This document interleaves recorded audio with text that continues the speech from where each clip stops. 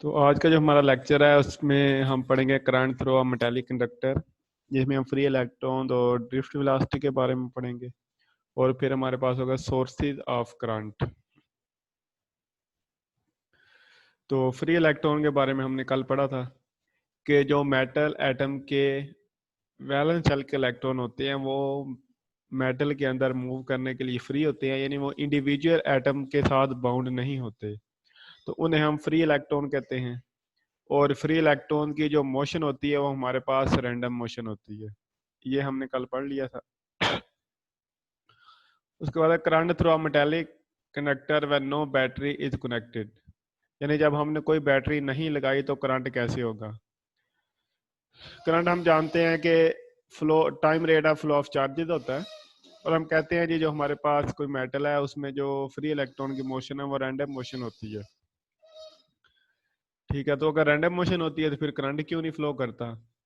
तो जब हमने कोई बैटरी कनेक्ट नहीं की, ठीक है, तो जो फ्री इलेक्ट्रॉन है उनकी मोशन रैंडम है, यानी कोई भी डायरेक्शन हो सकती है मोशन की। कुछ इलेक्ट्रॉन राइट से लेफ्ट जा रहे हैं, कुछ इलेक्ट्रॉन लेफ्ट से राइट जा रहे हैं, कुछ ऊपर से नीचे आ रहे होंगे, कुछ नीचे से ऊपर जा रहे होंगे। ठीक है, तो यानी जिस हिसाब से वो राइट से लेफ्ट जा रहे होते हैं उसी रेट के साथ वो लेफ्ट से राइट आ रहे हैं। जिस रेट से वो ऊपर से नीचे जा रहे हैं उसी रेट से वो ऊपर से नीचे, नीचे से ऊपर आ रहे होते हैं। So in this case, the rate at which free electron pass through it from right to left is the same as the rate at which they pass from left to right. तो जिस rate के साथ वो एक side से दूसरी side पे जाते हैं उसी रेट के साथ दूसरी साइड से पहली साइड पे भी आते हैं। तो एज अ रिजल्ट क्या होता है, current through the wire is zero, यानी रिजल्टेंट करंट क्या हो जाएगा, जीरो। क्योंकि करंट हमारे पास है time rate of flow of charges. तो इस केस में हमारे पास राइट से लेफ्ट और लेफ्ट से राइट जाने का जो रेट है वो सेम है, तो ओवरऑल जो रिजल्ट है वो कैंसिल हो जाएगा, जिसकी वजह से कोई करंट फ्लो नहीं करेगा। बेटा ये बात समझ आ गई है।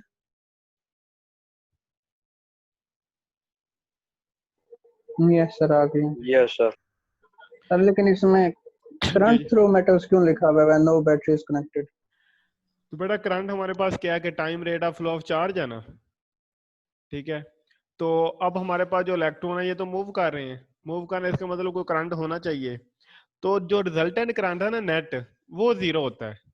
ठीक है, अगर मतलब राइट से लेफ्ट इलेक्ट्रॉन जा रहे हैं, इसका मतलब वो किसी रेट के साथ जा रहे हैं, मतलब राइट से लेफ्ट का करंट है, तो अगर उसी रेट के साथ वो लेफ्ट से राइट भी आ रहे होते हैं तो रिजल्टेंट जो करंट है वो जीरो होता है। ठीक है, अगर आप अलहदा अलहदा चेक यस करेंगे सर। ना, राइट से लेफ्ट का, लेफ्ट से राइट का, तो वो करंट हमारे पास हो सकता है, लेकिन रिजल्टेंट क्या हो जाएगा, जीरो।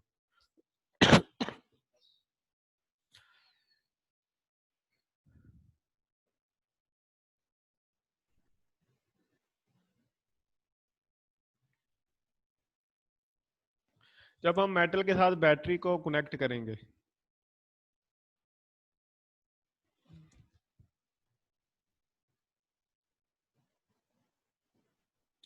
ये हमारे पास मेटल है जिसके अंदर फ्री इलेक्ट्रॉन मौजूद है।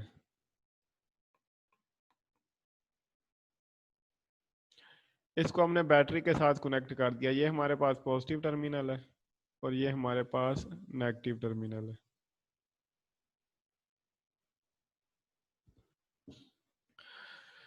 तो अब क्या होगा, जब हम बैटरी कनेक्ट करेंगे तो हम जानते हैं कि बैटरी के जो टर्मिनल है उनके दरमियान पोटेंशियल डिफरेंस, तो इलेक्ट्रिक फील्ड प्रोड्यूस होगी जो पॉजिटिव से नेगेटिव की तरफ होगी। ठीक है, तो अब इस मेटल को हमने मेटल वायर से कनेक्ट किया है जिसमें फ्री इलेक्ट्रॉन होंगे। तो होगा क्या कि ये जो बैटरी का नेगेटिव टर्मिनल है ये इलेक्ट्रॉन को पुश करेगा। ठीक है, ये इलेक्ट्रॉन को पुश करेगा, दूसरी तरफ धकेलेगा, तो इलेक्ट्रॉन इस तरफ जाना शुरू हो जाएंगे। ठीक है, और ये जो हमारे पास कंडक्टर है उसके अंदर भी इलेक्ट्रॉन इस डायरेक्शन में जाना शुरू हो जाएंगे क्योंकि नेगेटिव टर्मिनल उन्हें पुश कर रहा है। और जो पॉजिटिव टर्मिनल है ये इलेक्ट्रॉन को अपनी तरफ अट्रैक्ट करेगा। ठीक है, तो इधर से इलेक्ट्रॉन इस डायरेक्शन में मूव करेंगे। ठीक है, क्योंकि पॉजिटिव टर्मिनल इलेक्ट्रॉन को अपनी तरफ अट्रैक्ट करेगा और नेगेटिव टर्मिनल इलेक्ट्रॉन को पुश करेगा। तो इस केस में उनकी एक स्पेसिफिक डायरेक्शन बन जाएगी। ठीक है, अब वो एक डायरेक्शन में मूव करेंगे क्योंकि उन्हें एनर्जी मिल रही है, अब वो इस तरह मूव करना स्टार्ट करेंगे। तो अब तमाम जो इलेक्ट्रॉन है उनके मूव करने की जो डायरेक्शन है वो सेम हो चुकी है। तो अब हमारे पास रिजल्टेंट करंट आएगा, क्योंकि जब हमने बैटरी कनेक्ट नहीं की थी तो जो जिस रेट से वो लेफ्ट से राइट जा रहे थे उसी रेट से वो राइट से लेफ्ट भी आ रहे थे। लेकिन जब हमने बैटरी कनेक्ट कर दी तो अब तमाम की जो डायरेक्शन ऑफ मोशन है वो सेम हो गई है। जब डायरेक्शन ऑफ मोशन सेम हो जाएगी तो रिजल्टेंट करंट हमारे पास आ जाएगा।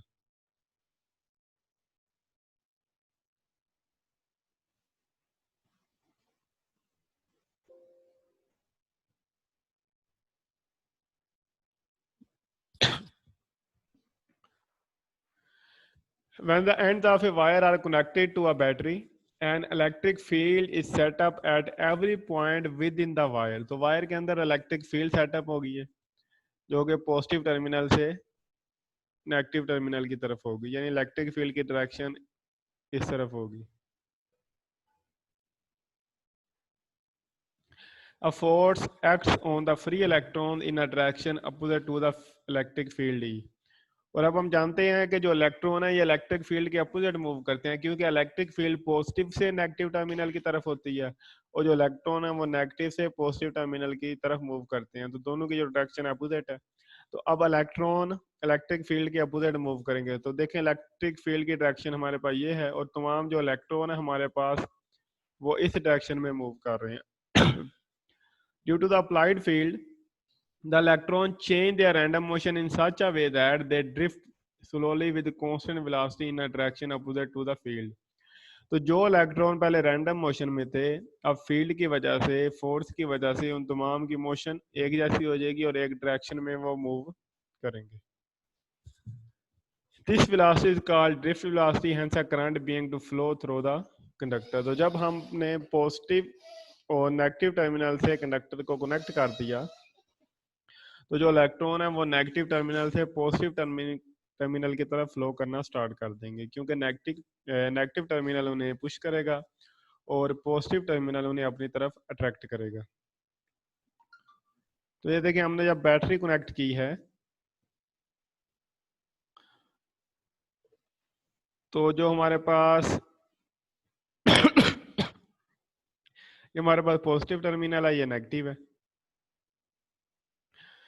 तो जो इलेक्ट्रॉनिक करंट है वो इस डायरेक्शन में फ्लो करेगा, ठीक है। और इलेक्ट्रॉन इस यानी वायर में से फ्लो करते हुए जो हमारे पास मेटालिक कंडक्टर है या जो हमने बल्ब लगाया हुआ अपनी एनर्जी इसको देगा और आगे से आगे मूव करता हुआ बैटरी के पॉजिटिव टर्मिनल की तरफ आ जाएगा, ठीक है। बेटा ये बात समझ आ गई है? Yes sir. Sir conventional current opposite direction में फ्लो कर रहा है। जी जी। अब अगर कन्वेंशनल की बात करें यानी पॉजिटिव चार्जेस की वजह से जो है तो पॉजिटिव चार्ज को पॉजिटिव टर्मिनल पुश करेगा और नेगेटिव टर्मिनल उसे अट्रैक्ट करेगा, तो ये along the electric field move करेंगे, ठीक है। तो बेसिकली ये कन्वेंशन हम ले रहे होते हैं, असल जो करंट है वो इलेक्ट्रॉन के फ्लो करने की वजह से ही है, ठीक है। आगे हमारे पास है ड्रिफ्ट वेलोसिटी।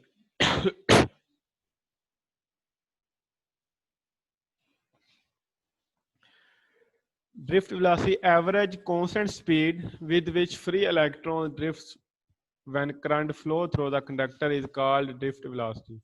यानी वो कांस्टेंट वेलोसिटी जिसके साथ इलेक्ट्रॉन मेटल में से फ्लो करते हैं उसे हम ड्रिफ्ट वेलोसिटी कहते हैं। और ड्रिफ्ट वेलोसिटी तकरीबन 1 मिलीमीटर फी सेकंड या 10 की पावर -3 मीटर फी सेकंड तक हो सकती है,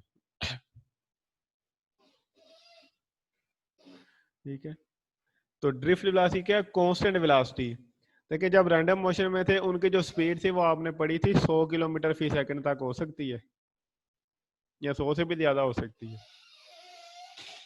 लेकिन जब वो मेटल में से मूव करेंगे, ठीक है, जब हम बैटरी कनेक्ट करेंगे तो वो एक कांस्टेंट स्पीड के साथ मूव करेंगे। उस कांस्टेंट स्पीड को हम कहते हैं ड्रिफ्ट वेलोसिटी और उसकी वैल्यू 1 मिलीमीटर फी सेकंड या 10 की पावर -3 मीटर फी सेकंड तक हो सकती है। तो ये ड्रिफ्ट वेलोसिटी इसलिए कम होती है जब इलेक्ट्रॉन मूव करेंगे, हमने बैटरी कनेक्ट की है, तो वो अपनी एनर्जी मेटल के एटम को भी देंगे, क्योंकि उनसे टकराएंगे। जब उनसे टकराएंगे अपनी एनर्जी उनको देंगे, जब इनकी एनर्जी कम होगी तो उनकी स्पीड भी कम हो जाएगी। उसके बाद हमारे पास है एक्सेलरेशन ऑफ इलेक्ट्रॉन्स। इलेक्ट्रॉन का एक्सेलरेशन क्या है? एक्सेलरेशन हमारे पास होता है time rate of change of velocity. तो ऊपर हम कह चुके हैं कि जो ड्रिफ्ट वेलोसिटी है हमारे पास, ये कांस्टेंट वेलोसिटी है। जब वेलोसिटी कांस्टेंट हो तो एक्सेलरेशन हमारे पास जीरो होता है। Force experienced by the free electron does not produce a net acceleration, कि यानी जो फोर्स लग रही है इलेक्ट्रिक फील्ड की वजह से या जो बैटरी फोर्स लगा रही है उसकी वजह से कोई एक्सेलरेशन पैदा नहीं होगा, क्योंकि electrons keep on colliding with the atom of the conductor. तो जो हमारे पास मेटालिक कंडक्टर है, इलेक्ट्रॉन उसके एटम से भी टकराते हैं। जब उसके एटम से टकराते हैं तो अपनी एनर्जी उन्हें देते हैं, उनकी एनर्जी कम हो जाती है और उनकी स्पीड कांस्टेंट ही रहती है, चेंज नहीं होती। तो the overall effect of collision is to transfer the energy of accelerating electron to the latest atom. तो यानी कोलिजन से होता क्या है कि जो इलेक्ट्रॉन है ये अपनी एनर्जी एटम को देते रहते हैं, ठीक है, और उनकी स्पीड पे कोई फर्क नहीं पड़ता। बेटा ये बात समझ आ गई है? Yes sir. ठीक है। सर ये Yes, जो sir. थर्ड लाइन लिखी हुई है, थर्ड लाइन the जी, drift velocity is of the order of 10 or minus 3 meter per second। इसमें order of का क्या मतलब है? ऑर्डर ऑफ का मतलब होता है अप्रोक्सीमेटली यहाँ तक हो सकती है 1 मिलीमीटर फी सेकंड तक। मतलब एग्जैक्ट 1 मिलीमीटर फी सेकंड नहीं होती, मतलब इसे थोड़ी बहुत कम ज्यादा हो सकती है, 0.9 हो सकती है, 1.1 हो सकती है, ठीक है। तो ऑर्डर का मतलब होता है उस रेंज में, ठीक है। Yes sir. उसके बाद steady current is maintained in the wire when a constant potential difference is applied across it, it produces the necessary electric field along the wire. तो अगर हमने वायर में से करंट को फ्लो करवाना है तो पोटेंशियल डिफरेंस का होना ज़रूरी है। जब तक दो टर्मिनल के दरमियान पोटेंशियल डिफरेंस रहेगा इलेक्ट्रिक फील्ड प्रोड्यूस है होती रहेगी, इलेक्ट्रिक फील्ड मौजूद रहेगी और करंट फ्लो करता रहेगा।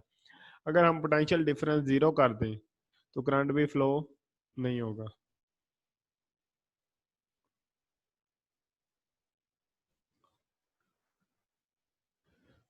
When two conductors at different potential are connected through a metallic wire, then the current will start to flow from higher potential to a lower potential until the potential of the both the conductor become same, so the current will stop to flow।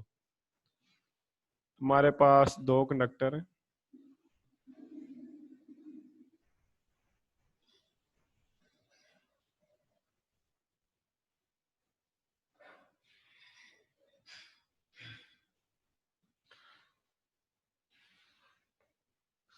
और इसका potential हम कर लेते हैं V1 जो कि है 100 volt, और इसे हम कर लेते हैं V2 जो कि है 50 वोल्ट। जब हम इसे वायर की मदद से कनेक्ट करेंगे तो करंट फ्लो होना स्टार्ट होगा। करंट फ्लो कैसे होगा? कन्वेंशनल करंट जो होता है वो हायर पोटेंशियल से लो पोटेंशियल की तरफ होता है। अब इनका अगर पोटेंशियल डिफरेंस चेक करें डेल्टा V, तो हमारे पास आ रहा है V1 माइनस V2 इक्वल है 100 माइनस 50 जो कि 50 के इक्वल आ जाएगा। तो अब पोटेंशियल डिफरेंस 50 वोल्ट है तो करंट फ्लो होता रहेगा।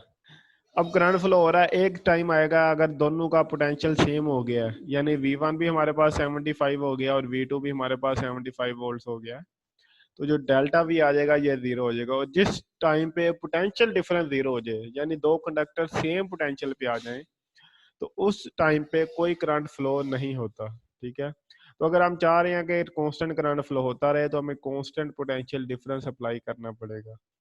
In order to have a constant current, the potential difference should be maintained with the device known as source of current।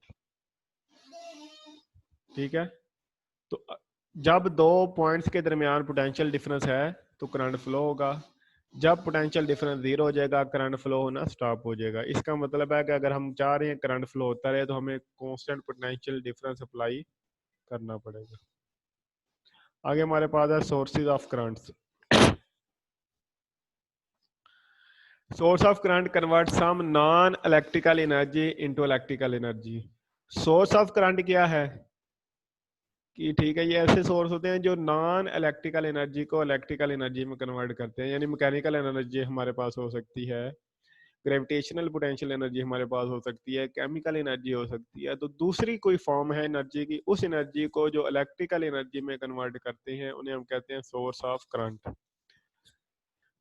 तो करंट सोर्सेज की कई टाइप्स हैं, इधर हमारे पास 3-4 ये जो हम पढ़ेंगे। तो है हमारे पास सेल, सेल या बैटरी।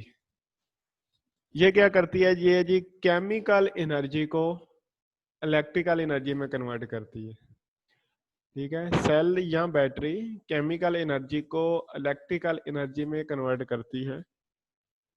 सेल हमारे पास दो तरह के होते हैं, एक को हम कहते हैं प्राइमरी सेल, एक को हम कहते हैं सेकेंडरी सेल।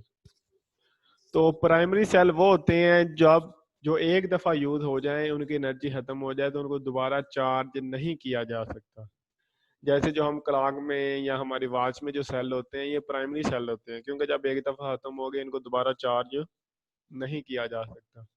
लेकिन जो हमारे पास सेकेंडरी सेल है या सेकेंडरी बैटरी है, उसको हम बार बार चार्ज कर सकते हैं, जैसे हमारे मोबाइल की बैटरी है। ठीक है, चार्जिंग लाइट होती है, उसके बाद यूपीएस के साथ जो बैटरी अटैच है। ठीक है, जो हमारे बाइक में या गाड़ी में बैटरी होती है। ये सारे ऐसे सेल हैं, ऐसी बैटरी हैं जिनको हम बार बार चार्ज कर सकते हैं। ठीक है, उन्हें हम कहते हैं सेकेंडरी सेल। ठीक है, तो सेल केमिकल एनर्जी को इलेक्ट्रिकल एनर्जी में कन्वर्ट करते हैं। सेल दो तरह के हैं, प्राइमरी सेल को दोबारा चार्ज नहीं किया जा सकता, लेकिन सेकेंडरी सेल को हम बार बार चार्ज कर सकते हैं। सर जी सर ये जो प्राइमरी सेल और सेकेंडरी सेल है, ये करंट सोर्सेज की टाइप्स हैं। हाँ जी, करंट सोर्स तो ही है। देखिए, पीछे हमने पढ़ा था कि जो है करंट सोर्स ऐसा सोर्स होता है जो कि लगातार एक ही पोटेंशियल कायम रख सके। तो ये बैटरीज तो नहीं रख सकते। देखें हम पिछले पेज पे जाते हैं। यहाँ क्या लिखा है, in order to have a constant current the potential difference should be maintained with the device known as source of current. अब जो डिवाइस है या जो सोर्स ऑफ करंट है, इसने पोटेंशियल डिफरेंस अप्लाई करना है। अब वो उसके उस पे यानी बैटरी पे या सेल पे डिपेंड करता है, सोर्स पे डिपेंड करता है कि उसके पास एनर्जी कितनी है। ठीक है, अब जो बैटरी हमारे पास है, अगर आप मोबाइल की बैटरी की बात करें, तो जो हमारे मोबाइल की बैटरी है, जब तक इसकी एनर्जी 0 लेवल पे नहीं आ जाती, ये हमें कांस्टेंट एनर्जी दे रही होती है ना हमारे मोबाइल को। ठीक है, अगर हम यानी फुल चार्ज किया 100 से लेके तो 20 तक आने में, वो कांस्टेंट एनर्जी हमें प्रोवाइड कर रही होती है। जब 20 से नीचे आती है, फिर वो कहते हैं जी बैटरी लो हो रही है, अब वो उस हिसाब से एनर्जी प्रोवाइड नहीं कर सकेगी। ठीक है, तो अब जब हम उसे एक बार चार्ज करते हैं ना, तो जरूरी नहीं है कि वो कांस्टेंट या एक ही दफा, यानी ये जरूरी नहीं है कि वो एक ही दफा सारी एनर्जी दें, बल्कि वो एक कांस्टेंट रेट के साथ जब तक उसमें हिम्मत है वो एनर्जी देती रहती है। ठीक है, जब उसकी एनर्जी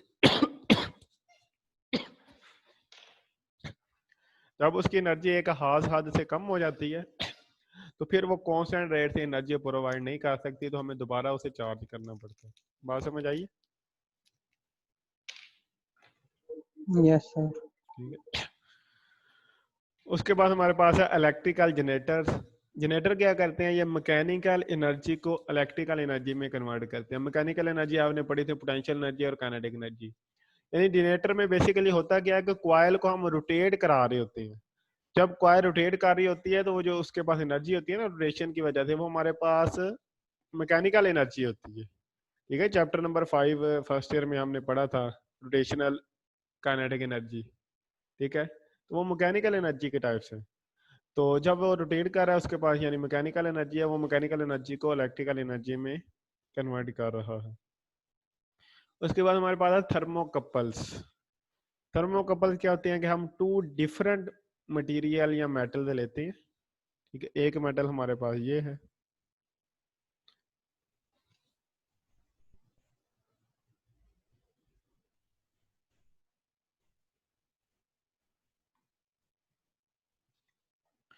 और दूसरी मेटल हमारे पास ये है। हमने दोनों मेटल को वेल्ड कर दिया है, ठीक है, और उनको ज्वाइंट कर दिया इकट्ठे। अब ये जो ज्वाइंट है ना, ये थर्मोकपल बिहेव करता है, और टेम्परेचर जब इसका चेंज होता है, यानी जब हम इसको हीट करते हैं, तो ये पोटेंशियल डिफरेंस क्रिएट करता है, यानी करंट क्रिएट करता है। तो ये बेसिकली करता है कि हीट एनर्जी को इलेक्ट्रिकल एनर्जी में कन्वर्ट करता है, क्योंकि हमने दो डिफरेंट मेटल्स ली, उनको हमने इकट्ठे वेल्ड कर दिया। जब हमने वेल्ड कर दिया, अब ये जो इनका ज्वाइंट है ना, ठीक है, इसे हम जंक्शन भी कहते हैं, ये टेम्परेचर मेजर करता है। तो जब टेम्परेचर चेंज हो रहा हो, तो ये पोटेंशियल डिफरेंस क्रिएट कर देता है, ठीक है। तो बेसिकल टेम्परेचर कैसे चेंज होता है? हीट से। जब हम हीट देते हैं, टेम्परेचर चेंज होता है, टेम्परेचर इसका चेंज होता है, तो ये करंट क्रिएट करता है, पोटेंशियल डिफरेंस क्रिएट करता है। तो ये हीट एनर्जी को इलेक्ट्रिकल एनर्जी में कन्वर्ट करता है। तो ये लाइन याद रखनी है। बाकी थर्मोकपल आप पढ़ लेना कि होता क्या है। Thermocouple consist of two wire legs made from different metals. The wire legs are welded together at one end, creating a junction. तो उनको वेल्ड करके जंक्शन बना दिया जाता है। This junction is where the temperature is measured. तो ये junction वहाँ होता है जहाँ हमने टेम्परेचर मेजर करना हो। When the junction experiences a change in temperature or voltage is created. तो जब टेम्परेचर चेंज हो रहा हो तो वोल्टेज क्रिएट हो जाती है। उसके बाद हमारे पास है सोलर सेल। सोलर सेल क्या करते हैं? सनलाइट को इलेक्ट्रिकल एनर्जी में कन्वर्ट करते हैं, ठीक है। तो सोलर सेल आजकल बहुत ज़्यादा यूज़ हो रहे हैं, ठीक है, घरों में भी और कमर्शियल सतह में भी हम यूज़ कर रहे हैं। तो सोलर सेल सनलाइट को, यानी सूरज की रोशनी को, इलेक्ट्रिकल एनर्जी में कन्वर्ट करता है। तो ये जो हमारे पास एनर्जी सोर्सेज हैं, इसका आपने जो मेन बातें याद रखनी है कि सोर्स ऑफ करंट होता क्या है, और टाइप्स क्या है। सेल सेल क्या करता है? केमिकल एनर्जी को इलेक्ट्रिकल एनर्जी में कन्वर्ट करता है। ये बात आपने याद रखनी है। प्राइमरी सेल और सेकेंडरी सेल वैसे पढ़ लेना, ठीक है। उसके बाद इलेक्ट्रिकल जनरेटर क्या करता है? मैकेनिकल एनर्जी को इलेक्ट्रिकल एनर्जी में कन्वर्ट करता है। थर्मोकपल क्या करता है? हीट एनर्जी को इलेक्ट्रिकल एनर्जी में कन्वर्ट करता है। और सोलर सेल क्या करता है? सनलाइट को इलेक्ट्रिकल एनर्जी में कन्वर्ट करता है। तो ये चार लाइन आपने याद रखनी है, बाकी आपने पढ़ लेना है। ये बड़ा कोई क्वेश्चन हो, कोई बात समझ नहीं आई तो पूछ सकते हैं।